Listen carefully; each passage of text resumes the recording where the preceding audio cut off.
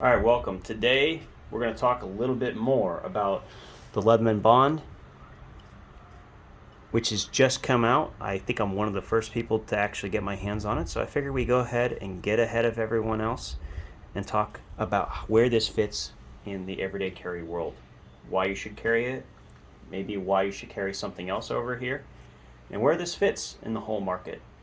This might be a pretty in-depth video. As you can see, I have a lot of multi-tools to compare it to, some of which are duplicates, obviously. But if you're interested in this kind of video, you want to see where it fits in your daily rotation, stick around. Let's get to it.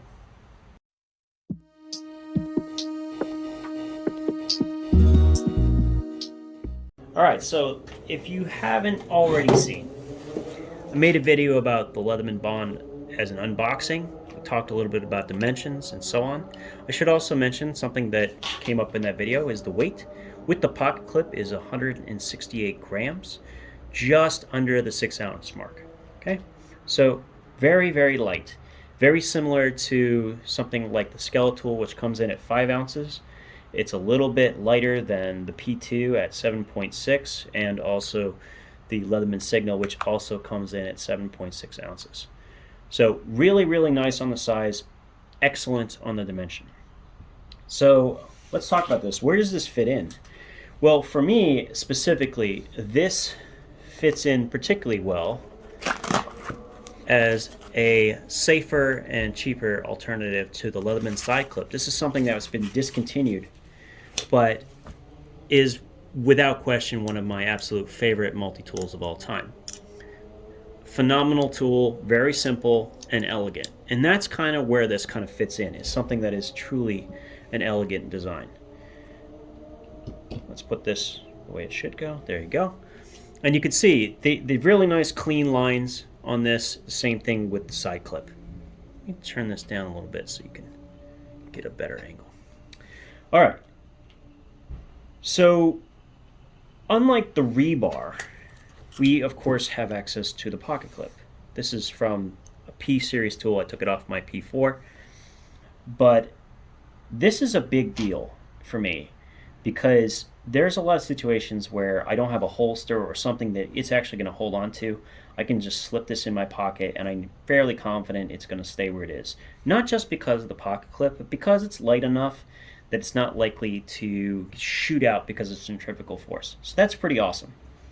One thing I mentioned in the video but didn't get a chance to show is that this will also work properly with the Rebar Bit Kit. So it just slides right onto the Phillips head, and now you have access to not only all of the Leatherman bits, but you can use a 4mm converter, you can use full-size hex bits. In many ways, I actually find this to be better than what you will get when you get the bit kit with something like the Signal. It's something that I really wish we had seen on the Leatherman Free, because had the Phillips for this actually worked with this bit kit, I think we would be having like a different conversation about this tool. Now, my particular version, I've obviously modified the Phillips so that it fits with the bit kit, but you know, this is not something that's common, okay? Now, if I am carrying a knife, that's where I think this really shines, is when you're not only carrying this, but you're carrying a knife as well. And it can be any knife. I have a Civivi Elementum right here, but I tend to be a big fan of larger knives, so it works even better as a complement because there is a smaller blade in this one. So having a nice big knife to go with it, I think would be pretty excellent. This kind of fits the opposite end of the spectrum as something like the Leatherman Skeletool. Now this is sort of an independent kind of catch-all single tool, very, very light and compact, and it still provides that one-handed functionality for an EDC tool. This does not have one-handed functionality, but it's still very light. It still has that pocket clip, and it can go in almost any pocket or any place. I mean, heck, even my coin pocket is big enough to accommodate this tool, or the Skeletool for that matter. I will also mention that this goes a little bit deeper in than most, so if you don't want to be showing off your multi-tools, this one is a little bit deeper than this one. However, being as shiny as it is, it might still stick out a little bit. You know, who knows. I'm really happy with this particular tool for the times when I just want to trim down. There may even be opportunities where I just feel like I'll just take this because I don't need a knife for that particular time, like that I need to use one-handed, and it kind of covers a lot of bases. Yes, it doesn't have a scissor, but neither did the original PST. And I gotta say, I would rather not have a scissor and have the awl, but mostly because the scissor provided by the Wave series, which would be, or the Rebar series, which would be on here, is not as good as something like, I'm gonna get it out of my pocket, my Victorinox Manager. The scissors for the Victorinox are just far better, and I don't think that if you're going to carry something, it should be a substitute if it doesn't have to be. And the Vic scissor is actually phenomenal. It's not a substitute. I should also mention, because someone else asked this question, does this work in the sheath with the pocket clip? And the answer is yes. Yes, it does. It does in fact work with this. Another question that I had was, will it work with the bit kit inside in the sheath? And it technically works, but it's like really tight. Like, you're gonna have trouble getting anything out of. Okay, yeah, I would say on the that's a no. Let's see if I can get this out. I just jammed it in there. Okay. There we go, we got it. All right. I'm not a wuss, I swear.